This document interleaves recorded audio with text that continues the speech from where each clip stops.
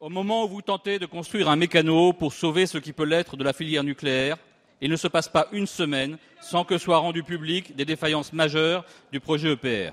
Il y avait eu le béton, les soudures, le pont polaire, les valves construites à l'envers, les accidents du travail. Depuis quelques semaines, l'ASN estime que la cuve elle-même pose de sérieux problèmes. Et depuis 2 jours, nous savons que l'IRSN constate de graves anomalies dans les soupapes de sûreté. Vous connaissez nos convictions sur le nucléaire et sur l'EPR en particulier. Nous n'avons jamais caché notre opposition à ce projet pharaonique qui se voulait une vitrine et qui tourne au fiasco industriel. Mais pour autant, nous pensions que tout était fait pour garantir une sûreté maximale. Quelle n'a pas été notre surprise en lisant dans son propre rapport que l'IRSN estime que la technologie retenue pour la cuve du réacteur est en régression technique par rapport à celle utilisée pour le parc en exploitation. On est loin, bien loin des prétextes affichés ici ou là pour faire porter le chapeau des difficultés de l'EPR à l'ASN ou à des normes trop contraignantes. François Hollande, alors candidat, déclarait en 2011 être favorable à l'EPR si toutes les règles de sûreté étaient respectées. C'est bien la question qui est posée aujourd'hui pour l'EPR, mais aussi pour toute la filière. En effet, on assiste à des tentatives de déstabilisation de l'ASN. Certains médias, sans doute mal informés, ont évoqué une demande d'EDF au gouvernement pour que l'ASN soit un peu moins regardante sur la sûreté. Monsieur le ministre, pouvez-vous donc nous confirmer que telle n'est pas l'intention de ce gouvernement et qu'il n'est nullement question de remettre en cause l'autorité de l'ASN et encore moins son indépendance, qui en font une des autorités les plus respectées au monde? La parole est à Monsieur Emmanuel Macron, ministre de l'économie, de l'industrie et du numérique. Merci, Monsieur le Président.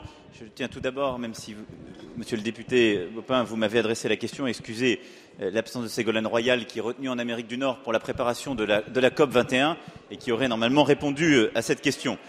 Je veux quand même ici vous rappeler avant tout que la décision de construire l'EPR en France a été prise suite à un large débat public qui s'est tenu donc en 2002, confirmé dans la loi d'orientation sur l'énergie du 13 juillet 2005, et que le gouvernement a ainsi autorisé EDF, par décret en date du 10 avril 2007, à construire sur le site de Flamanville dans la Manche un réacteur de type EPR.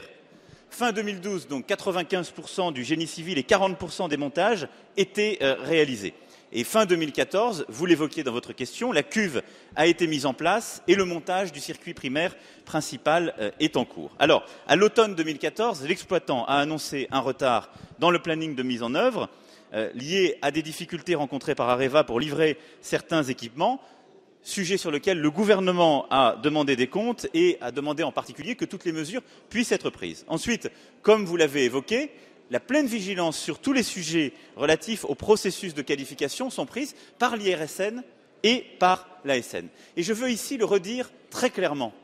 L'ambition du gouvernement est bien de préserver la totale indépendance de l'autorité de sûreté nucléaire et de maintenir le plus haut niveau de sûreté de notre équipement, non seulement en France, mais à l'international. C'est d'ailleurs à cette fin que la loi croissance-activité porte une disposition qui permet à l'ASN de certifier des projets à l'étranger. Mais le haut niveau de sûreté nucléaire, l'indépendance de l'ASN qui le garantit, ne doivent pas être incompatibles avec, en même temps, la qualité de notre filière nucléaire. Celle-ci est en crise.